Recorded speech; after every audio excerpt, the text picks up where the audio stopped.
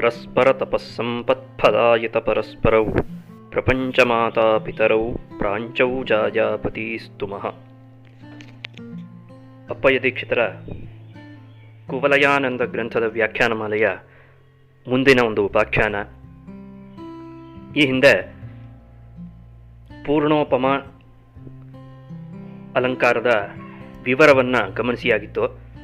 ಅಷ್ಟೇ ಅಲ್ಲದೆ ಸಂಪೂರ್ಣ ಅಲಂಕಾರ ಶಾಸ್ತ್ರದಲ್ಲಿ ಬಹಳ ಮುಖ್ಯವಾಗಿ ಸಾಹಿತ್ಯವನ್ನು ಅಧ್ಯಯನ ಮಾಡುವಾಗ, ಕಾವ್ಯಗಳನ್ನು ಸರಿಯಾಗಿ ತಿಳ್ಕೊಳ್ಬೇಕಾದ್ರೆ ಅತ್ಯಂತ ಮುಖ್ಯವಾಗಿ ಗೊತ್ತಿರಬೇಕಾದಂತಹ ಹಲವಾರು ಅಂಶಗಳಲ್ಲಿ ಒಂದಾಗಿರುವಂತಹ ಬಿಂಬ ಪ್ರತಿಬಿಂಬ ಭಾವದ ಬಗ್ಗೂ ಕೂಡ ಕೊಂಚ ವಿಚಾರ ಮಾಡಲ್ಪಟ್ಟಿತ್ತು. ಮುಂದಕ್ಕೆ ಸಾದೃಶ್ಯಲಕ್ಷ್ಮಿ ಅನ್ನೋದೇ ಅತಿಶಯವಾದ ಸಾದೃಶ್ಯವೇ, ಸಾದೃಶ್ಯದಿಂದ ಉಂಟಾಗುತ್ತಿರುವಂತಹ ಕಾಂತಿಗೆ ಉಪಮಾಲಂಕಾರದ ಜೀವಾತು. ಸಾದೃಶ್ಯವನ್ನು ಹೊರತುಪಡಿಸಿ ಬೇರೆ ಇನ್ಯಾವುದು ಉಪಮಾ ಅಲಂಕಾರದ ಜೀವವಲ್ಲ. ಕೆಲವೊಮ್ಮೆ 4 ಮುಖ್ಯವಾದಂತಹ ಅಂಶಗಳು ಕಂಡು ಸಾದೃಶ್ಯ ಸಂಪತ್ತೆಂಬುದು ಗೋಚರವಾಗಬಹುದು. ಇನ್ನು ಕೆಲವೊಮ್ಮೆ ಆ 4ರಲ್ಲಿ 1, 2, 3 ಇಲ್ಲದೆಯೂ ಕೂಡ ಸಾದೃಶ್ಯದ ಸಂಪತ್ತು ಮೆರೆಯಬಹುದು. ಯಾವಾಗ ಉಪಮಾನೋಪಮೇಯ ಸಾಧಾರಣ ಧರ್ಮ ಉಪಮಾವಾಚಕಗಳೆಂಬ 4 ಕೂಡ ಇದ್ದು ಸಾದೃಶ್ಯದ ಅತಿಶಯವು, ಸಾದೃಶ್ಯದ ಸೌಂದರ್ಯವು ಸಹೃದಯರ ಮನಸ್ಸಿಗೆ ಯಾವಾಗ ಗೋಚರವಾಗುತ್ತೆಯೋ ಆವಾಗ ಅದನ್ನು ಪೂರ್ಣೋಪಮ ಎಂದಲೂ, ಅದೇ ರೀತಿಯಾಗಿ ಈ 4ರಲ್ಲಿ 1, 2 ಅಥವಾ 3 ಇವುಗಳು ಕಮ್ಮಿ ಆದಾಗ, ಇವುಗಳ ಕೊರತೆ ಇದ್ದಾಗಲೂ ಒಂದು ವೇಳೆ ನಮಗೆ ಸಾದೃಶ್ಯ ಸೌಂದರ್ಯವು ಸಹೃದಯರಿಗೆ ಗೋಚರವಾಗುತ್ತೆ ಅಂತಾದರೆ ಅದನ್ನು ಲುಪ್ತೋಪಮ ಎಂಬುದಾಗಿಯೂ ಕರೀತಾರೆ. ಈ ಲುಪ್ತೋಪಮ ಅನ್ನುವಂಥದ್ದು 8 ವಿಧವಾಗಿರುತ್ತೆ ಅನ್ನೋದನ್ನು ಕೂಡ ಹಿಂದಿನ ಒಂದು ಉಪಾಖ್ಯಾನದಲ್ಲಿ ಅನುಸಂಧಾನ ಮಾಡಿಯಾಗಿತ್ತು. ಮುಂದಕ್ಕೆ ಅದರ ಉದಾಹರಣೆಯನ್ನು ಕೂಡ ಇಲ್ಲಿ ಹೇಳ್ತಾ ಇದ್ದಾರೆ.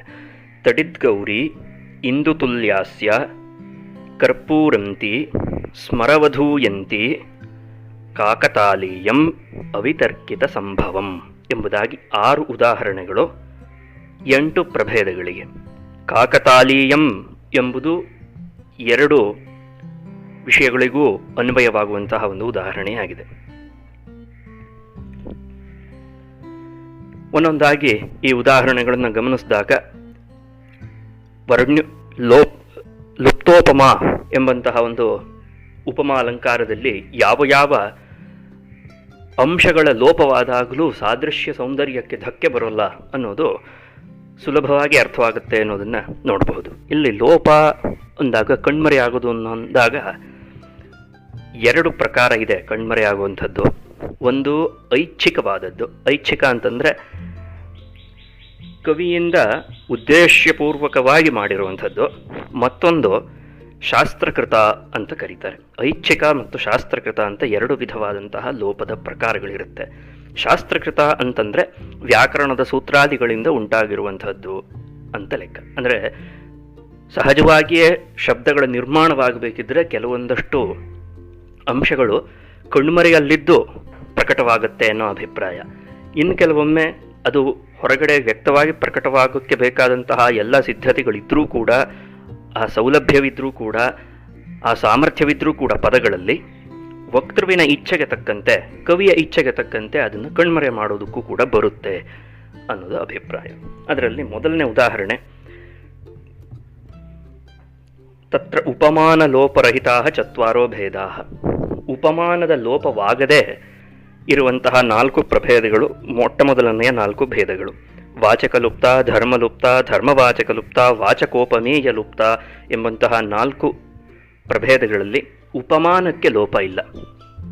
ಯಾವುದಕ್ಕೆ ವರ್ಣಿಸ್ತಾ ಇದೆಯೋ, ಯಾವುದನ್ನು ಹಿರಿದು ಅಂತ ಇಟ್ಕೊಂಡು ರೆಫರೆನ್ಸ್ ಪಾಯಿಂಟ್ ಅನ್ನು ನೇರದಲ್ಲಿ ಇಟ್ಕೊಂಡು ಯಾವುದನ್ನು ವರ್ಣನೆ ಮಾಡ್ತಾ ಇದೆಯೋ ಅದನ್ನು ಉಪಮಾನ ಅಂತ ಕರೆದಿದ್ದಾರೆ. ಆ ಉಪಮಾನಕ್ಕೆ ಲೋಪ ಬಾರದಂತೆ, ಆ ಉಪಮಾನವನ್ನು ಮರೆಮಾಚದೆ ಇನ್ನುಳಿದಂತಹ 3ರಲ್ಲಿ ಉಪಮೇಯ, ಸಾಧಾರಣ ಧರ್ಮ ಮತ್ತು ಉಪಮಾವಾಚಕ ಎಂಬಂತಹ 3 ಅಂಶಗಳಲ್ಲಿ ಪರಸ್ಪರ 1, 2, 3 ಇವುಗಳನ್ನು ಕಮ್ಮಿ ಮಾಡಿದಾಗ ಯಾವ ಭೇದಗಳು ಉಂಟಾಗುತ್ತೋ ಅದನ್ನು ಮೊದಲನೆಯ 4 ಭೇದಗಳು ಎಂಬುದಾಗಿ ಅರ್ಥ ಮಾಡಿಕೊಳ್ಬೇಕು. ವಾಚಕ ಲುಪ್ತ ಅಂತಂದರೆ ಉಪಮಾವಾಚಕವಾದಂತಹ ಇವ, ತುಲ್ಯ, ಸದೃಶ ಇತ್ಯಾದಿ ಪದಗಳೇನಿದೆಯೋ ಆ ಪದಗಳ ಇಲ್ಲದಿರುವಿಕೆ, ಆ ಪದಗಳು ಕಣ್ಮರೆಯಾಗಿರೋದು ಅಂತ ಅರ್ಥ. ಅದಕ್ಕೆ ಉದಾಹರಣೆ ತಡಿದ್ಗೌರಿ. ತಡಿದ್ಗೌರಿ, ತಟಿತ್ ಅಂತಂದರೆ ವಿದ್ಯುತ್ ಅಂತ ಅರ್ಥ. ಹಾಗಾಗಿ ತಡಿತ್ ಇವ ಗೌರಿ ಅಂತ ಅರ್ಥ. ವಿದ್ಯುತ್ತಿನಂತೆ, ಮಿಂಚಿಯು ಅಂತ ಅರ್ಥ. ಮಿಂಚಿನಂತೆ ಗೌರಿ, ಗೌರವರ್ಣದವಳು ಅಂತ ಅರ್ಥ. ಇಲ್ಲಿ ಮಿಂಚಿನಂತೆ ಅನ್ಬೇಕಿದ್ರೆ ತಡಿತ್ ಇವ ಗೌರಿ, ತಡಿತ್ ಗೌರಿ ಎಂಬುದಾಗಿ ಪದ ಆಗಿದೆ. ಅದನ್ನು ಬರೆದ್ರು ಪೈ ದೀಕ್ಷಿತರು. ತತ್ರ ತಡಿತ್ ಗೌರಿ ಇತ್ಯತ್ರ ವಾಚಕ ಲೋಪ.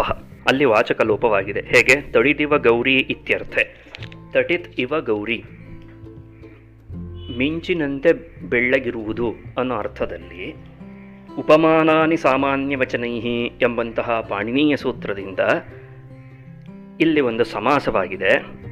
ಆ ಸಮಾಸವಾದಾಗ ಇವ ಅನ್ನುವಂಥ ಒಂದು ಪದ ಏನಿದೆಯೋ ಅದು ಲೋಪವಾಗಿದೆ ಅಂತ ಅರ್ಥ. ಉಪಮಾನಾನಿ ಸಾಮಾನ್ಯ ವಚನೈ ಸಹ ಉಪಮಾನಾನಿ ಯದಾ ಸಮಸ್ತಾನಿ ಭವಂತಿ ತದಾ ಸಾಮಾನ್ಯವಾಚಕ ಪದಂ ಲುಪ್ತೋ ಭವತಿ ಎಂಬಂತಹ ಒಂದು ಅಭಿಪ್ರಾಯದಲ್ಲಿರುವ ಆ ಸೂತ್ರದ ಸಾರಾಂಶವನ್ನು ಮನಸ್ಸಿನಲ್ಲಿಟ್ಟುಕೊಂಡು ಉಪಮಾನಾನಿ ಸಾಮಾನ್ಯ ವಚನೈ ಎಂಬ ಸೂತ್ರದ ಅನುಸಾರವಾಗಿ ಇಲ್ಲಿ ಉಂಟಾಗಿದೆ ಒಂದು ಸಮಾಸ, ಉಪಮಿತ ಸಮಾಸ. ಆ ಉಪಮಿತ ಸಮಾಸದ ಕಾರಣದಿಂದಾಗಿ ಇಲ್ಲಿ ತಡಿದಿವ ಗೌರಿ, ತಡಿದ್ ಗೌರಿ ಎಂಬಲ್ಲಿ ಇವ ಶಬ್ದ ಕಣ್ಮರೆಯಾಗಿದೆ. ಇಲ್ಲ ಅಂತ ಅರ್ಥ ಅಲ್ಲ. ಇದು ಐಚ್ಛಿಕವಲ್ಲ, ಇದು ಶಾಸ್ತ್ರಕೃತವಾದದ್ದು. ಶಾಸ್ತ್ರಕೃತ ಅಂತಂದರೆ ಸೂತ್ರದಿಂದ ಉಂಟಾಗಿರುವಂತಹ ಲೋಪ ಇದು ಅಂತ ಲೆಕ್ಕ. ಹಾಗಾಗಿ ಎಲ್ಲೇ ಲೋಕದಲ್ಲಿ ತಡಿದ್ಗೌರಿ ಎಂಬಂತಹ ಒಂದು ಪದವನ್ನು ಬಳಸಿದಾಗ ಅಲ್ಲಿ ಯುವ ಶಬ್ದ ಇಲ್ಲ ಅಂತ ಅರ್ಥ ಮಾಡ್ಕೊಳಕ್ಕಾಗಲ್ಲ. ಆ ಯುವ ಶಬ್ದವನ್ನು ತನ್ನೊಳಗೆ ತನ್ನ ಗರ್ಭದಲ್ಲಿ ಇಟ್ಕೊಂಡೇನೆ ಆ ಶಬ್ದ ರೂಪಿತವಾಗಿದೆ ಅಂತ. ಅಂದ್ರೆ ಅರ್ಥ ತಟಿತ್ ಮತ್ತು ಗೌರಿ ಎಂಬಂತಹ ಈ 2 ಪದಗಳನ್ನು ಸೇರಿಸಿ ಒಂದು ಸಮಾಸವನ್ನು ಮಾಡಬೇಕು ಅಂತಾದರೆ ಕೇನಾರ್ಥೇನ ಭವತಿ ಅಥವಾ ಕಸ್ಮಿನ್ನರ್ಥೇ ಸಮಾಸೋ ಭವತಿ ಎಂಬಂಥ ಒಂದು ಜಿಜ್ಞಾಸೆ ಬರುತ್ತೆ. ಆವಾಗ ಉಪಮಾನಾನಿ ಸಾಮಾನ್ಯ ವಚನೈ ಎಂಬಂತಹ ಸೂತ್ರದ ಮುಖಾಂತರವೇ ತಟಿತ್ ಇವ ಗೌರಿ ಅಂತ ತಟಿತ್ ಮತ್ತು ಗೌರಿ ಎಂಬ ಪದಗಳನ್ನು ಕೂಡಿಸೋಕೆ ಬರುತ್ತೆ. ಹಾಗೆ ಕೂಡಿಸಿದಾಗ ಯುವ ಶಬ್ದ ಅನ್ನೋದು ಕಣ್ಮರೆಯಾಗುತ್ತೆ. ಕಣ್ಮರೆಯಾಗಿದೆಯೇ ಹೊರತು ಇಲ್ಲವೇ ಇಲ್ಲ ಅಂತ ಅರ್ಥ. ಇದು ಬಹಳ ಮುಖ್ಯವಾದಂತಹ ಒಂದು ಅಂತರ. ಮುಖಕಮಲಂ ಎಂಬುದಕ್ಕೂ ಅದೇ ರೀತಿಯಾಗಿ ತಡಿದ್ಗೌರಿ ಎಂಬುದಕ್ಕೂ ಇರೋ ವ್ಯತ್ಯಾಸವೇನು ಅಂದರೆ ಇದೆ. ಮುಖಮೇವ ಕಮಲಂ ಮುಖಕಮಲಂ ಅಂತ ಸಮಾಸವಾಗೋದು ಬೇರೆ, ತಡಿದಿವ ಗೌರಿ ತಡಿದ್ಗೌರಿ ಅಂತ ಸಮಾಸವಾಗುವಂಥದ್ದು ಬೇರೆ. ಹಾಗಾಗಿ ಪದಗಳು ಒಂದೇ ರೀತಿಯಾಗಿ ಕಂಡರೂ ಹೊರದೃಷ್ಟಿಯಿಂದ ನೋಡಿದಾಗ ತಡಿತ್ ಅನ್ನುವಂಥದ್ದು ಉಪಮಾನವಾಗಿದೆ, ಗೌರಿ ಅನ್ನುವಂಥದ್ದು ಉಪಮೇಯವಾಗಿದೆ. ಅವೆರಡರಲ್ಲೂ ಇರುವಂತಹ ಗೌರವರ್ಣ, ಬಿಳಿಯ ಬಣ್ಣ ಅನ್ನುವಂಥದ್ದು ಕೂಡ ಇಲ್ಲಿ ಸಾಧಾರಣ ಧರ್ಮವಾಗಿ ತೋರ್ತಾ ಇದೆ. ಹಾಗಿರೋದ್ರಿಂದ ಇಲ್ಲಿ ಇದು ಮತ್ತು ರೂಪಕ ಎರಡಕ್ಕೂ ಏನು ವ್ಯತ್ಯಾಸ? ಮುಖಕಮಲಂ ಎಂಬ ಪದದಲ್ಲೂ ಕೂಡ ಉಪಮಾನವೂ ತೋರ್ತಾ ಇದೆ, ಉಪಮೇಯವೂ ತೋರ್ತಾ ಇದೆ. ಕೇವಲ ಉಪಮಾನ ಮತ್ತು ಉಪಮೇಯಗಳನ್ನು ಕೂಡಿಸಿ ಹೇಳಿಬಿಟ್ರೆ ಅದು ಲೋಪ ಅಂತ ಆಗತ್ಯೆ. ಮತ್ತು ಇದೆರಡಕ್ಕೂ ಅಂತರ ಏನು ಅನ್ನುವಂಥ ಒಂದು ಪ್ರಶ್ನೆ ಬರುತ್ತೆ. ಆ ಪ್ರಶ್ನೆಗೆ ಉತ್ತರ ಎಲ್ಲಿದೆ ಅಂತ ಕೇಳಿದ್ರೆ ಆ ಪದದಲ್ಲೇ ಅಂತರ್ನಿಹಿತವಾಗಿದೆ ಅಂತ ಅಭಿಪ್ರಾಯ. ಹಾಗಾಗಿಯೇ ಪದಗಳನ್ನು ಸರಿಯಾಗಿ ಅರ್ಥ ಮಾಡಿಕೊಳ್ಳದ ಹೊರತು ಆ ಪದದ ಸೌಂದರ್ಯವು ಗೊತ್ತಾಗಲ್ಲ. ಆ ಪದದ ಸೌಂದರ್ಯ ಗೊತ್ತಾದಾಗ ಮಾತ್ರ ಅಲಂಕಾರದಲ್ಲಿ ಆ ಪದದಿಂದ ಉಂಟಾಗುತ್ತಾ ಇರುವಂತಹ ಒಂದು ಸೊಬಗೇನಿದೆಯೋ ಅದು ಮನಸ್ಸಿಗೆ ಬರುತ್ತೆ. ಹಾಗಾಗಿ ಇಲ್ಲಿ ತಡಿದ್ಗೌರಿ ಎಂಬಲ್ಲಿ ಇವ ಎಂಬುದು ವಾಚಕ, ಉಪಮಾ ವಾಚಕವಾಗಿ ಅದು ಕಣ್ಮರೆಯಾಗಿದೆ. ಹಾಗಾಗಿ ಇದು ವಾಚಕ ಲುಪ್ತ ಎಂಬುದಕ್ಕೆ ಉದಾಹರಣೆ. ಅದೇ ರೀತಿಯಾಗಿ ಎರಡನೇ ಉದಾಹರಣೆ ಇಂದು ತುಲ್ಯಾಸ್ಯ, ಬಹಳ ಸ್ಪಷ್ಟವಾಗಿರುವಂತಹ ಒಂದು ಉದಾಹರಣೆ. ಇಂದು ತುಲ್ಯ ಆಸ್ಯ ಯಸ್ಯಾಹ ಸ ಇಂದು ತುಲ್ಯಾಸ್ಯ. ಇಂದುನಾ ತುಲ್ಯ ಇಂದು ತುಲ್ಯ, ಇಂದು ತುಲ್ಯ ಚ ಆಸ್ಯ ಯಸ್ಯಾಹ ಸ. ಚಂದ್ರನಿಗೆ ಸದೃಶವಾದಂತಹ ಮುಖವುಳ್ಳವಳು ಎಂಬ ಅರ್ಥ ಇಂದು ತುಲ್ಯಾಸ್ಯ. ಇಲ್ಲಿ ಏನಾಗಿದೆ ಅಂತ ಕೇಳಿದ್ರೆ ಸಾಧಾರಣ ಧರ್ಮ ಅನ್ನುವಂಥದ್ದು ಲೋಪವಾಗಿದೆ. ಸತು ಐಚ್ಛಿಕ ನತು ಶಾಸ್ತ್ರಕೃತ. ಇದು ಐಚ್ಛಿಕವಾದದ್ದು. ಬೇಕಿದ್ದರೆ ಹೇಳಬಹುದಿತ್ತು ಅವರು. ಕಾಂತ್ಯ ಇಂದು ತುಲ್ಯಾಸ್ಯ ಇತ್ಯಪಿ ವಕ್ತುಂ ಶಕ್ಯತ್ವಾತ್ ಅಂತ ದೀಕ್ಷಿತರು ಬರೀತಾರೆ. ಈ ರೀತಿಯಾಗಿ ಹೇಳಿದ್ರೂ ಕೂಡ ಏನು ತಪ್ಪು ಆಗೋಲ್ಲ, ವಾಕ್ಯವನ್ನು ಹೀಗೆ ಹೇಳಬಹುದಿತ್ತು. ಒಂದು ವೇಳೆ ಕಾಂತ್ಯ ಇಂದು ತುಲ್ಯಾಸ್ಯ ಅಂತ ಹೇಳಿಬಿಟ್ರೆ ಅದು ಪೂರ್ಣೋಪಮ ಉದಾಹರಣೆ ಆಗಿಬಿಡುತ್ತೆ. ಕಾರಣ ಎಲ್ಲ ಅಂಶಗಳು ಬಂದು ಸೇರ್ಕೊಂಡ್ಬಿಡುತ್ತೆ. ಇಲ್ಲಿ ಕೇವಲ ಸಾಧಾರಣ ಧರ್ಮವನ್ನು ಮರೆ ಮಾಡಿದ್ದಾರೆ ಅಷ್ಟೆ. ಹಾಗೆ ಮಾಡಬಹುದೇ ಅಂತ ಕೇಳಿದ್ರೆ ಹಾಗೆ ಮರೆ ಮಾಡಿದ್ರೂ ಮರೆ ಮಾಡುವುದು ದೊಡ್ಡ ವಿಷಯ ಅಲ್ಲ. ಯಾವುದನ್ನು ಯಾವಾಗ ಹೇಗೆ ಎಷ್ಟು ಮರೆ ಮಾಡಿದ್ರೂ ಸಾದೃಶ್ಯ ಸೌಂದರ್ಯಕ್ಕೆ ಧಕ್ಕೆ ಬರಲ್ವೋ ಹಾಗೆ ಈ ಅಂಶಗಳನ್ನು ಮರೆ ಮಾಡೋದ್ರಲ್ಲೇ ಪ್ರಾವೀಣ್ಯ ಇರುವಂಥದ್ದು. ಕವಿಯ ಕವಿತ್ವ ಅನ್ನೋದು ಸಿದ್ಧವಾಗದು ಹೇಗೆ ಅಂತ ಕೇಳಿದ್ರೆ ಕೇವಲ ಅಲಂಕಾರಗಳನ್ನು ಯೋಜನೆ ಮಾಡುವುದರಿಂದ. ಕಾವ್ಯ ಅಂತಂದರೆ ಅಲಂಕಾರಗಳಿರಬೇಕು, ಗುಣಗಳಿರಬೇಕು, ದೋಷವಿರಬಾರ್ದು ಅಂತ ಹೇಳಿದೆ. ತದದೋಷವು ಶಬ್ದಾರ್ಥವು ಸಗುಣಾಮದಲಂಕೃತಿ ಪುನಃ ಕ್ವಾಪಿ ಇತ್ಯಾದಿ ಇತ್ಯಾದಿಯಾಗಿ ಕಾವ್ಯದ ಲಕ್ಷಣ ಇರೋದರಿಂದ ಏನೇನು ಗುಣಗಳಿದೆಯೋ ಎಲ್ಲ ಗುಣಗಳನ್ನು ಸೇರಿಸ್ಬಿಡೋದು. ಎಲ್ಲ ಅಲಂಕಾರಗಳನ್ನು ಒಂದೊಂದಾಗಿ ಸೇರಿಸ್ತಾ ಹೋಗ್ಬಿಟ್ರೆ ಕಾವ್ಯವಾಗತ್ತೆಯೇ ಅನ್ನೋ ಪ್ರಶ್ನೆ. ಖಂಡಿತ ಕಾವ್ಯವಾಗಲ್ಲ.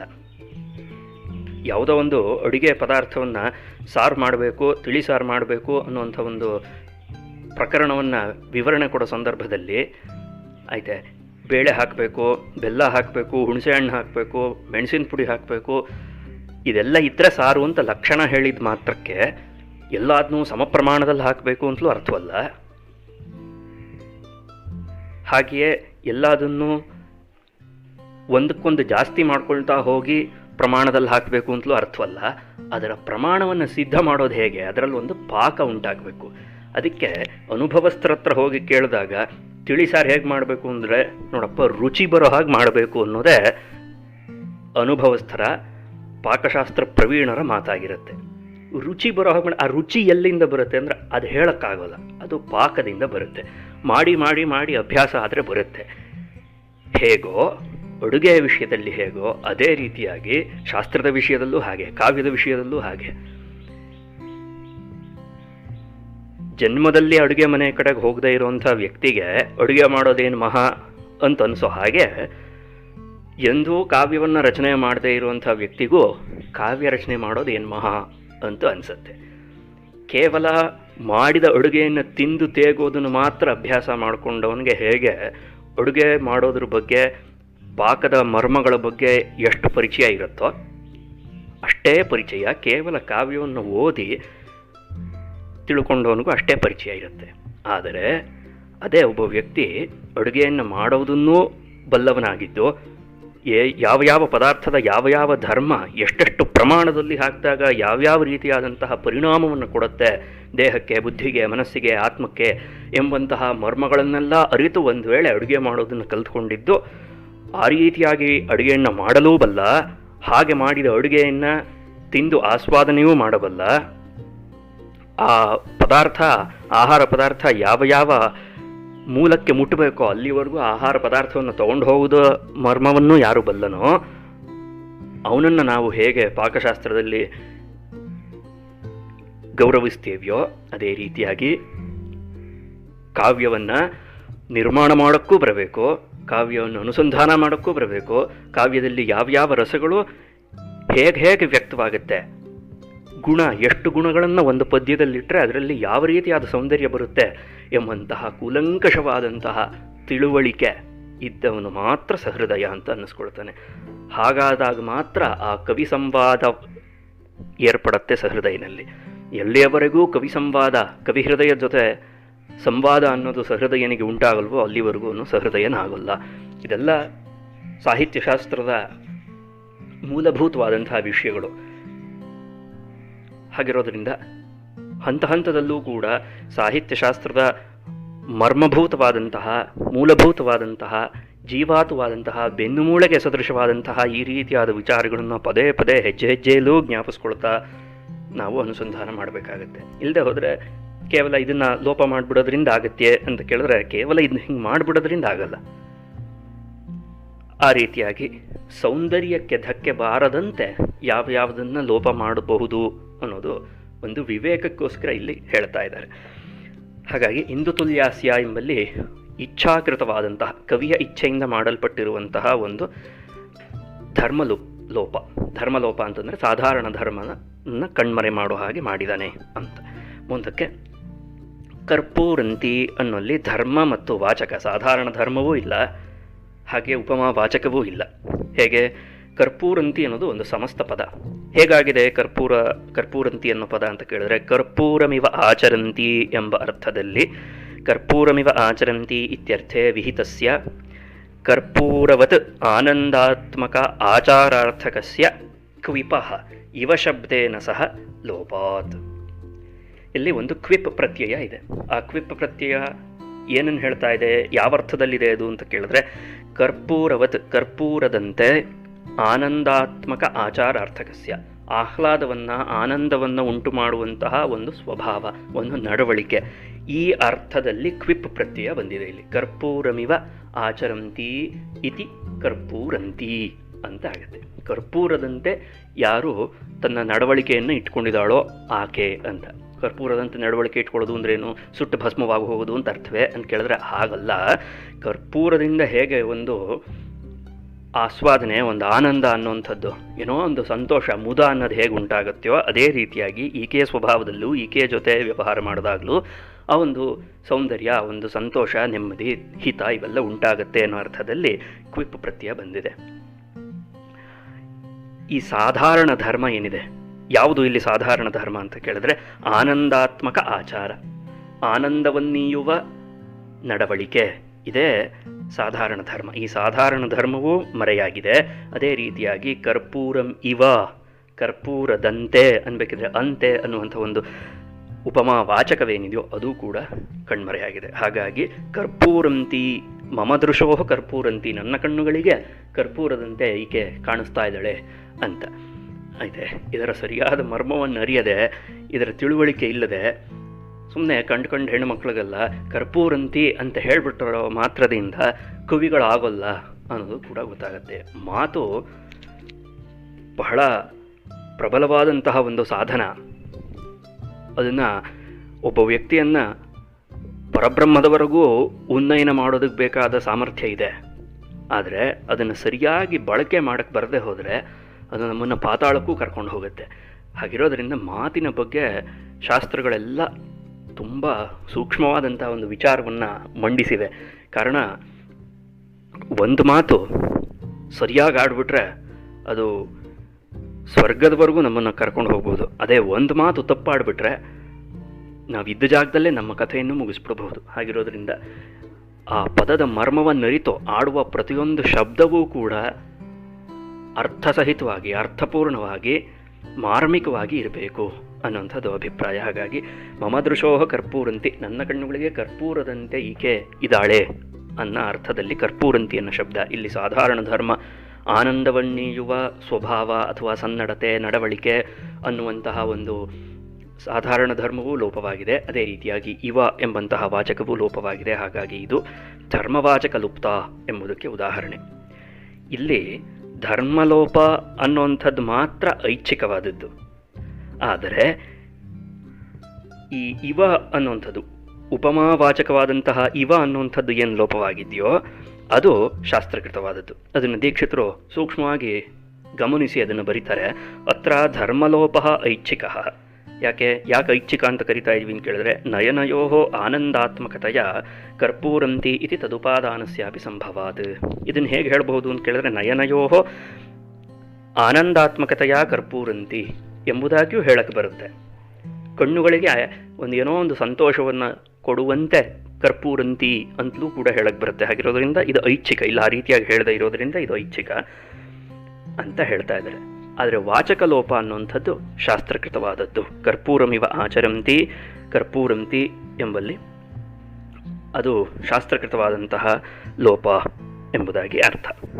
ಕಾರಣ ಅಕ್ವಿಪ್ ಪ್ರತ್ಯಯ ಏನು ಬಂದಿದೆ, ಅಕ್ವಿಪ್ ಪ್ರತ್ಯಯ ಆ ಅರ್ಥದಲ್ಲೇ ಬಂದಿರೋದ್ರಿಂದ ನನ್ನ ಅಭಿಪ್ರಾಯ. ಮುಂದಕ್ಕೆ ಕಾಂತ್ಯಾ ಸ್ಮರವಧೂಯಂತಿ ಇತ್ಯತ್ರ ವಾಚಕೋಪಮೇಯ ಲೋಪ. ಉಪಮಾವಾಚಕ ಮತ್ತು ಉಪಮೇಯ ಯಾವುದನ್ನು ಹೋಲಿಸಬೇಕಾಗಿದೆಯೋ ಅದು, ಈ ಎರಡೂ ವಿಷಯಗಳು ಲೋಪವಾಗಿ ಹೋದರೆ ಇಲ್ಲದೆ ಒಂದು ಸಂಶಯ ಬರಬಹುದು. ಯಾವುದನ್ನು ಹೋಲಿಸ್ಬೇಕು ಅಂತ ಇದೀವಿಯೋ ಅದೇ ಒಂದು ವೇಳೆ ಕಣ್ಮರೆಯಾಗಿ ಹೋದರೆ ಅದನ್ನೇ ಹೋಲಿಸ್ತಿದ್ದೀವಿ ಅಂತ ಹೇಗೆ ಗೊತ್ತಾಗುತ್ತೆ ಅಂತ ಕೇಳಿದ್ರೆ ಪ್ರಕರಣ ಬಲಾತ್. ಆ ಪ್ರಕರಣದ ಬಲದಿಂದ ಗೊತ್ತಾಗುತ್ತೆ. ಯಾವ ಸಂದರ್ಭದಲ್ಲಿ ಆ ಮಾತನ್ನು ಹೇಳ್ತಾ ಇದ್ದೀವಿ ಅನ್ನೋ ಒಂದು ಹಿನ್ನೆಲೆಯಲ್ಲಿ ಇದೇ ಉಪಮೇಯ ಅಂತ ಬುದ್ಧಿ ಉನ್ನಯನ ಮಾಡ್ಕೊಳ್ಳುತ್ತೆ, ಊಹೆ ಮಾಡ್ಕೊಳ್ಳೋಕ್ಕಾಗತ್ತೆ.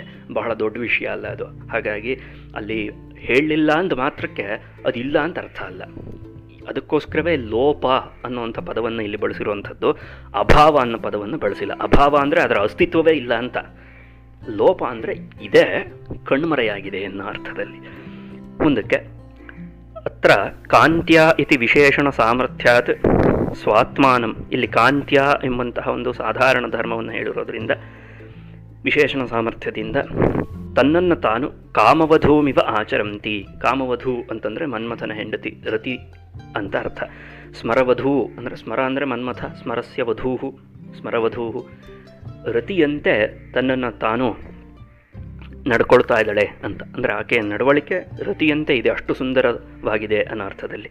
ಕಾಮವಧೂಮಿವ ಆಚರಂತಿ ಇತ್ಯರ್ಥಸ್ಯ ಗಮ್ಯಮಾನತೆಯ ಸ್ವಾತ್ಮನಃ ಉಪಮೇಯಸ್ಯ ಸಹ ಉಪಮಾವಾಚಕೇನ ಅನುಪಾದಾನಾತ್ ಸತು ಐಚ್ಛಿಕಃ. ಇಲ್ಲಿ ಸ್ಮರವಧೂವಿನಂತೆ ವರ್ತಿಸ್ತಾ ಇದ್ದಾಳೆ, ರತಿಯಂತೆ ವರ್ತಿಸ್ತಾ ಇದ್ದಾಳೆ ಅನ್ನೋ ಅರ್ಥದಲ್ಲಿ ಉಪಮಾನ ಹೇಳಲ್ಪಟ್ಟಿದೆ. ಕಾಂತ್ಯ ಸ್ಮರವಧೂಯಂತಿ ಅನ್ನುವಂಥ ಉದಾಹರಣೆ ಆಗಿರೋದ್ರಿಂದ ಸಾಧಾರಣ ಧರ್ಮವೂ ಹೇಳಲ್ಪಟ್ಟಿದೆ. ಆದರೆ ಇಲ್ಲಿ ಸ್ಮರವಧೂಯಂತಿ ಎಂಬಲ್ಲಿ ಇವ ಅನ್ನುವಂಥ ಒಂದು ಪದ ಏನಿದೆಯೋ ಅದು ಈ ಸೂತ್ರದಿಂದಾಗಿ ಲೋಪವಾಗಿದೆ. ಆದ್ದರಿಂದ ವಾಚಕ ಲೋಪ ಅನ್ನುವಂಥದ್ದು ಇಲ್ಲಿ ಶಾಸ್ತ್ರಕೃತವಾದದ್ದು. ಆದರೆ ಉಪಮೇಯದ ಲೋಪ ಏನಿದೆಯೋ ಅದು ಐಚ್ಛಿಕವಾದದ್ದು. ಸ್ವಾತ್ಮಾನಂ ಸ್ಮರವಧೂಯಂತಿ ಇತಿ ಉಪಮೇಯೋಪಾದಾನಸ್ಯಾಪಿ ಸಂಭವಾತ್. ಯಾಕೆ ಉಪಮೇಯದ ಲೋಪವನ್ನು ನಾವು ಇಲ್ಲಿ ಐಚ್ಛಿಕ ಅಂತ ಕರಿತಾ ಇದ್ದೀವಿ, ಆದರೆ ವಾಚಕದ ಲೋಪ ಮಾತ್ರ ಶಾಸ್ತ್ರಕೃತ ಅಂತ ಕರಿತಾ ಇದ್ದೀವಿ ಅಂತ ಕೇಳಿದ್ರೆ, ಉಪಮೇಯವನ್ನು ಹೇಳೂ ಕೂಡ ಈ ವಾಕ್ಯವನ್ನು ಪ್ರಯೋಗ ಮಾಡೋಕ್ಕೆ ಬರುತ್ತೆ. ಹೇಗೆ ಅಂತ ಕೇಳಿದ್ರೆ, ಸ್ವಾತ್ಮಾನಂ ಕಾಂತ್ಯ ಸ್ಮರವಧೂಯಂತಿ ಅಂತ ಹೇಳ್ಬಿಡ್ಬಹುದು. ತನ್ನನ್ನು ತಾನು ಸ್ಮರವಧುವಿನಂತೆ ನಡೆಸ್ಕೊಳ್ತಾಳೆ, ತನ್ನ ಸ್ವಭಾವವನ್ನು, ತನ್ನ ನಡತೆಯನ್ನು ರತಿಯಂತೆ ಇಟ್ಕೊಂಡಿದ್ದಾಳೆ. ಯಾವ ಸಾದೃಶ್ಯದಿಂದ ಅಂತ ಕೇಳಿದ್ರೆ, ಕಾಂತ್ಯ, ತನ್ನ ಕಾಂತಿಯಿಂದ ಎಂಬ ಅರ್ಥದಲ್ಲಿಯೂ ಕೂಡ ವಾಕ್ಯವನ್ನು ಪ್ರಯೋಗ ಮಾಡಿದಾಗ ಅಲ್ಲಿ ಏನಾಗುತ್ತೆ ಅಂತ ಕೇಳಿದ್ರೆ, ಸ್ವಾತ್ಮಾನಂ ಅನ್ನೋ ಶಬ್ದವನ್ನು ಇಟ್ಬಿಟ್ರೆ ಅಲ್ಲಿ ಉಪಮೇಯ ಅನ್ನುವಂಥದ್ದು ತಾನೇ ತಾನಾಗಿ ಗೋಚರವಾಗಿಬಿಡುತ್ತೆ. ಆದರೆ ಇಲ್ಲಿ ಆ ಸ್ವಾತ್ಮಾನಂ ಅನ್ನೋ ಪದವನ್ನು ಇಡಕ್ಕೆ ಅವಕಾಶವಿದ್ದರೂ ಕವಿ ಇಟ್ಟಿಲ್ಲ, ಹಾಗಾಗಿ ಅದು ಐಚ್ಛಿಕವಾದದ್ದು. ಅದೇ ಇವ ಅನ್ನೋ ಶಬ್ದವನ್ನು ಇಡಕ್ಕಿಚ್ಛೆ ಇದ್ದರೂ ಇಡಕ್ಕಾಗಲ್ಲ, ಕಾರಣ ಅದು ಶಾಸ್ತ್ರಕೃತವಾದದ್ದು, ಅರ್ಥಾತ್ ಸೂತ್ರದಿಂದ ಆಗಿರುವಂಥದ್ದು. ಇವ ಅನ್ನೋ ಶಬ್ದವನ್ನು ಇಡಬೇಕು ಅಂತಂದರೆ ಸ್ಮರವಧೂಯಂತಿ ಅನ್ನುವಂಥ ಪದವನ್ನು ಪ್ರಯೋಗ ಮಾಡೋಕ್ಕಾಗಲ್ಲ. ಕರ್ಪೂರಂತಿ ಎಂಬಲ್ಲಿ ಇವ ಶಬ್ದವನ್ನು, ವಾಚಕವನ್ನು ಇಡಬೇಕು ಅಂತಾದರೆ ಕರ್ಪೂರಮಿವ ಆಚರಂತಿಯಿಂದಲೇ ಬಿಡಿಸಿ ಹೇಳಬೇಕೆ ಹೊರತು ಕರ್ಪೂರಂತಿ ಇವ ಅಂತ ಹೇಳಕ್ಕೆ ಬರೋಲ್ಲ. ಹಾಗಾಗಿ ಅದನ್ನು ಶಾಸ್ತ್ರಕೃತ, ವಿಧಾನ ಮಾಡಲ್ಪಟ್ಟದ್ದು ಅಂತ ಹೇಳ್ತಾ ಇದ್ದಾರೆ. ಅದೇ ಈ ಐಚ್ಛಿಕವಾದದ್ದನ್ನು ಬೇಕಿದ್ರೆ ಹೇಳಬಹುದು, ಇಲ್ಲದೆ ಹೋದರೆ ಹೇಳದೇನೂ ಇರಬಹುದು. ಹೀಗೆ 4 ಉದಾಹರಣೆಗಳನ್ನು ನೋಡಿ ಆಯಿತು. ಮುಂದಕ್ಕೆ ಕಾಕತಾಲೀಯಂ ಇತ್ಯತ್ರ ಕಾಕತಾಲ ಶಬ್ದವು ವೃತ್ತಿ ವಿಷಯೇ ಕಾಕತಾಲ ಸಮವೇತ ಕ್ರಿಯಾವರ್ತಿನವು. ಇಲ್ಲಿ ಕಾಕ ಮತ್ತು ತಾಲ ಅನ್ನುವಂಥ 2 ಪದ ಇದೆ. ಈ 2 ಪದಗಳು ಕೂಡ ಅವುಗಳ ಒಂದು ಕ್ರಿಯೆಯನ್ನು ಹೇಳ್ತಾ ಇರುವಂತಹ ಪದಗಳಾಗಿದೆಯೇ ಹೊರತು ಅವುಗಳ ಸ್ವರೂಪವನ್ನು ಹೇಳ್ತಾ ಇರುವಂಥ ಪದ ಅಲ್ಲ. ಇಲ್ಲಿ ಕಾಕ ಶಬ್ದದಿಂದ ಕುಪ್ಪುಗಿರುವ ಒಂದು ಪಕ್ಷಿ ಅನ್ನೋ ಅರ್ಥವನ್ನು ಹೇಳ್ತಾ ಇಲ್ಲ. ಅದೇ ರೀತಿಯಾಗಿ ತಾಲ ಎಂಬ ಶಬ್ದದಿಂದ ತಾಳದ ಫಲ, ತಾಳವೃಕ್ಷದ ಫಲ ಎಂಬ ಒಂದು ಸ್ವರೂಪವನ್ನು ಹೇಳ್ತಾ ಇಲ್ಲ. ಮತ್ತೇನು ಹೇಳ್ತಾ ಇದ್ದೀವಿ ನಾವು ಇಲ್ಲಿ ಕಾಕ ಮತ್ತು ತಾಲ ಶಬ್ದದಿಂದ ಅಂತ ಕೇಳಿದ್ರೆ, ಕಾಕ ತಾಲ ಸಮವೇತ ಕ್ರಿಯಾವರ್ತಿನು. ಕಾಗೆಯಲ್ಲೂ ತಾಲವೃಕ್ಷದಲ್ಲೂ ಅಥವಾ ತಾಲ ಫಲದಲ್ಲೂ ಸಮವಾಯ ಸಂಬಂಧದಿಂದ ಇರುವಂತಹ, ಅದರೊಡನೆ ನಿತ್ಯವಾಗಿ ಇರುವಂತಹ ಯಾವ ತತ್ತತ್ ಕ್ರಿಯಾ ಏನಿದೆಯೋ, ಕಾಗೆಯಲ್ಲಿ ನಿಷ್ಠವಾದಂತಹ ಕಾಕನಿಷ್ಠ ಯಾ ಕ್ರಿಯಾ, ಕಾಕ ಸಮವೇತ ಯಾ ಕ್ರಿಯಾ, ತಾಲ ಸಮವೇತ ಯಾ ಕ್ರಿಯಾ, ತಸ್ಯಾಹ ಕ್ರಿಯಾಯಾಹ ಸೂಚಕವು ಕಾಕತಾಲ ಶಬ್ದವು. ಅದಕ್ಕೋಸ್ಕರ ಹೇಳಿದ್ದು ಕಾಕತಾಲ ಸಮವೇತ ಕ್ರಿಯಾಯಾಂ ವಿದ್ಯಮಾನವು ಕಾಕತಾಲ ಶಬ್ದವು ಅತ್ರ ಇತಿ ಅಭಿಪ್ರಾಯ. ತೇನ ಕಾಕಾಗಮನಮಿವ ತಾಲಪತನಮಿವ ಕಾಕತಾಲಂ ಇತಿ. ಕಾಕತಾಲಂ ಅನ್ನೋ ಶಬ್ದ ಹೇಗಾಗಿದೆ ಅಂತ ಕೇಳಿದ್ರೆ, ಕಾಕನಿಷ್ಠ ಕ್ರಿಯೆಯನ್ನು ತಾಲನಿಷ್ಠ ಕ್ರಿಯೆಯನ್ನು ಎರಡನ್ನೂ ಹೇಳುವುದು ಉದ್ದೇಶದಿಂದಲೇ ಕಾಕತಾಲ ಅನ್ನೋ ಶಬ್ದ ನಿರ್ಮಾಣವಾಗಿರೋದೇ ಹಾಗೆ. ಸುಮ್ಮನೆ ಕಾಗೆ ಒಂದಿದೆ, ತಾಲ ಒಂದಿದೆ, ಇದೆರಡನ್ನು ಸೇರಿಸ್ಬಿಟ್ರೆ ದ್ವಂದ್ವ ಸಮಾಸ ಮಾಡಿಬಿಟ್ಟಿದ್ದೀವಿ ಇನ್ನು ಅರ್ಥದಲ್ಲ ಕಾಕತಾಲ ಅನ್ನೋ ಶಬ್ದ ಆಗಿರೋದು. ಕಾಕತಾಳ ಶಬ್ದ ಹೇಗಾಗಿದೆ ಅಂತ ಕೇಳಿದ್ರೆ ಕಾಕಾಗಮನಮಿವ. ಇಲ್ಲಿ ಕಾಗೆಯ ಆಗಮನ ಅನ್ನುವಂಥದ್ದು ಆಗಮನ ರೂಪ ಕ್ರಿಯಾ ಕಿಮ್ನಿಷ್ಠ, ಕಿಮಾಶ್ರಿತ, ಯಾರನ್ನು ಆಶ್ರಯಿಸ್ಕೊಂಡಿದೆ ಅಥವಾ ಎಲ್ಲಿ ನಿಂತಿದೆ ಈ ಕ್ರಿಯೆ ಅಂತ ಕೇಳ್ತು ಅಂತಂದರೆ ಅದಕ್ಕೆ ಉತ್ತರ ಏನು? ಕಾಗೆಯಲ್ಲಿದೆ. ಆಗಮನ ಕ್ರಿಯೆ ಅನ್ನುವಂಥದ್ದು ಕಾಗೆಯಲ್ಲೇ ಇರುತ್ತಾನೆ. ಹಾಗಾಗಿ ಕಾಕಾಗಮನಮಿವ. ಅದೇ ರೀತಿಯಾಗಿ ತಾಲ ಪತನಮಿವ. ಪತನ ಅಂತಂದರೆ ತನ್ನ ಆಶ್ರಯದಿಂದ ಕೆಳಗೆ ಬೀಳೋದು ಅಂತ. ಈ ಕೆಳಗೆ ಬೀಳುವಿಕೆ ಅನ್ನೋದು ಅದು ಒಂದು ಕ್ರಿಯೆ. ಆ ಕ್ರಿಯೆ ಯಾರನ್ನು ಆಶ್ರಯಿಸ್ಕೊಂಡಿದೆ ಅಂತ ಕೇಳಿದ್ರೆ ತಾಳ ಫಲವನ್ನು ಆಶ್ರಯಿಸ್ಕೊಂಡಿದೆ. ಅದಕ್ಕೋಸ್ಕರಲೇ ಹಿಂದೆ ಹೇಳಿದ್ದು ಕಾಕತಾಲ ಸಮವೇತ ಕ್ರಿಯಾವರ್ತಿನೋ ಕಾಕತಾಲ ಶಬ್ದವು ಇದೆ. ಅದರಲ್ಲಿ ಸಮಾಸಾಚ್ಚ ತದ್ವಿಷಯಾತ್ ಎಂಬ ಒಂದು ಸೂತ್ರದಿಂದ ಸಮಾಸವಾಗಿದೆ. ಮುಂದಕ್ಕೆ ಉಭಯತ್ರ, ಎರಡೂ ಕಡೆಯಲ್ಲೂ ಉಪಮೇಯಂ ಸ್ವಸ್ಯ ಕ್ವಚಿತ್ ಗಮನಂ ತತ್ರೈವ ರಹಸಿ ತನ್ವ್ಯಾಹ ಅವಸ್ಥಾನಂಚ. ಇಲ್ಲಿ ಉಪಮೇಯ ಯಾವುದು ಅಂತ ಕೇಳ್ತು ಅಂದರೆ ಒಬ್ಬ ನಾಯಕ ಸ್ವಸ್ಯ ಕ್ವಚಿತ್ ಗಮನಂ, ಯಾವುದೋ ಒಂದು ಜಾಗಕ್ಕೆ ಹೋಗುವಂಥದ್ದು, ಅದು ಉಪಮೇಯ. ಅದರ ಜೊತೆಯಲ್ಲೇ ತತ್ರೈವ, ಇವನು ಯಾವ ಜಾಗಕ್ಕೆ ಹೋಗ್ತಾ ಇದ್ದಾನೋ ಅದೇ ಜಾಗದಲ್ಲಿ ರಹಸಿ ಏಕಾಂತದಲ್ಲಿ ತನ್ವ್ಯಾಹ ಅವಸ್ಥಾನಂ, ತನ್ನ ಪ್ರಿಯತಮೆಯೂ ಕೂಡ ಅಲ್ಲಿ ಬಂದಿರುವಂಥದ್ದು, ಇದು ಉಪಮೇಯ ವಾಸ್ತವದಲ್ಲಿ. ತೇನ ಸ್ವಸ್ಯ ತಸ್ಯಾಶ್ಚ ಸಮಾಗಮಃ ಕಾಕತಾಲ ಸಮಾಗಮ ಸದೃಶಃ ಇತಿ ಫಲತಿ. ಹಾಗಾಗಿ ನಾಯಕ ನಾಯಿಕೆಯರು ಭೇಟಿ ಮಾಡ್ತಾ ಇರೋದು ಹೇಗಿದೆ ಅಂತ ಕೇಳಿದ್ರೆ ಕಾಕತಾಲದಂತೆ ಇದೆ ಅಂತ. ಏನು ಕಾಕತಾಳ ಅಂದರೆ ಏನು? ಕಾಕಾಗಮನಮಿವ ತಾಳಪತನಂ. ಕಾಗೆ ಬರೋಕ್ಕೂ ತಾಳವೃಕ್ಷದಿಂದ ಫಲ ಕೆಳಗೆ ಬೀಳೋಕ್ಕೂ ಒಂದೇ ಆಯಿತು ಅಷ್ಟೇ. ಅಲ್ಲಿ ತಾಳವೃಕ್ಷದಿಂದ ಫಲ ಕೆಳಗೆ ಬೀಳೋದಕ್ಕೆ ಕಾಗೆಯ ಆಗಮನ ಕಾರಣವಲ್ಲ. ಈ ರೀತಿಯಾಗಿ ಕೋಇನ್ಸಿಡೆನ್ಸ್ ಅಂತ, ಸಂಯೋಗ ಅಂತ ಏನು ಹೇಳ್ತೀವಿ ಆಡು ಭಾಷೆಯಲ್ಲಿ, ಅದನ್ನು ಇಲ್ಲಿ ಕಾಕತಾಳ ಅನ್ನೋ ಶಬ್ದದಿಂದ ಹೇಳ್ತಾ ಇದ್ದಾರೆ. ಹಾಗಾಗಿ ತೇನ ಸ್ವಸ್ಯ ತಸ್ಯಾಶ್ಚ ಸಮಾಗಮ ಕಾಕತಾಲ ಸಮಾಗಮ ಸದೃಶಃ. ಆದರೂ ಕಾಗೆ ಖುಷಿಯಾಗಲ್ವೇ? ತಾನು ಬರೋಕ್ಕೂ ವೃಕ್ಷದಿಂದ ಫಲ ಕೆಳಗೆ ಬೀಳೋಕ್ಕೂ ಒಂದೇ ಆಯಿತು, ಭಾಳ ಸಂತೋಷ ಆಯಿತು. ಆ ಫಲವನ್ನು ಅದು ತಿನ್ಕೊಂಡು ಕಚ್ಕೊಂಡು ಹಾರು ಹೋಗುತ್ತೆ. ಹೇಗೋ ಹಾಗೆ ಅನ್ನೋ ಅರ್ಥದಲ್ಲಿ ಇಲ್ಲಿ ಹೇಳಬೇಕು. ಆತ ಏನು ಎಕ್ಸ್ಪೆಕ್ಟ್ ಮಾಡ್ತಿರಲಿಲ್ಲ, ಭರವಸೆ ಇಟ್ಕೊಂಡಿರಲಿಲ್ಲ, ಸುಮ್ಮನೆ ಹೀಗೆ ನಡ್ಕೊಂಡು ಹೋಗ್ತಿದ್ದ. ತನ್ನ ಪ್ರಿಯತಮೆ ಕಂಡುಬಿಟ್ಲು, ಏಕಾಂತ ಪ್ರದೇಶ, ಸರಿ ಅಂತ ಮುಂದಕ್ಕೆ ವಿಷಯ. ತತಃ ಕಾಕತಾಲಮಿವ ಕಾಕತಾಲೀಯಂ.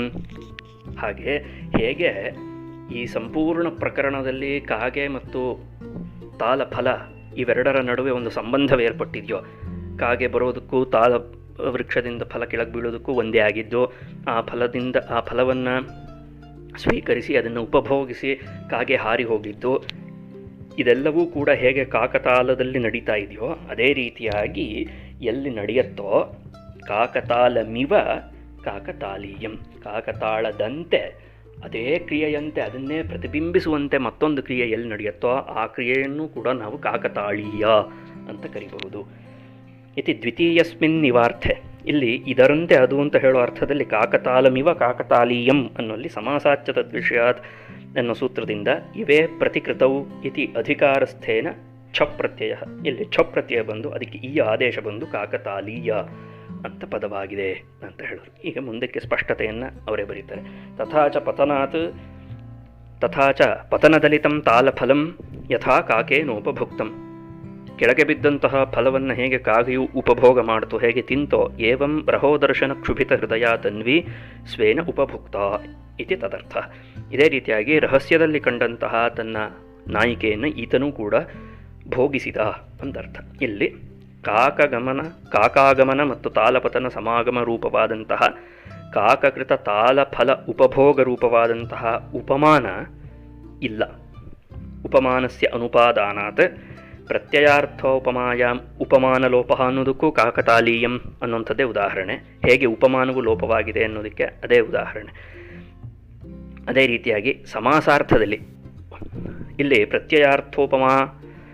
ಪ್ರತ್ಯಯಾರ್ಥೋಪಮಾಯಾಮ್ ಉಪಮಾನಲೋಪ ಅಂತಂದರೆ ಮೊಟ್ಟ ಮೊದಲನೆಯ ಒಂದು ಕಾಕತಾಲ ಶಬ್ದ ಹೇಗಾಗಿದೆ ಅಂತ ಹೇಳಿದ್ರು, ಆ ಪದದಲ್ಲಿ ಕಾಕಾಗಮನಮಿವ ತಾಲಪತನಮಿವ ಕಾಕತಾಲಂ ಇತಿ ಎಂಬ ಅರ್ಥದಲ್ಲಿ ಯಾವ ಒಂದು ಸಮಾಸವಾಗಿದೆಯೋ ಅಲ್ಲಿ ಉಪಮಾನ ಲೋಪ, ಆ ಅರ್ಥದಲ್ಲಿ ತಗೊಂಡಾಗ ಉಪಮಾನ ಲೋಪ.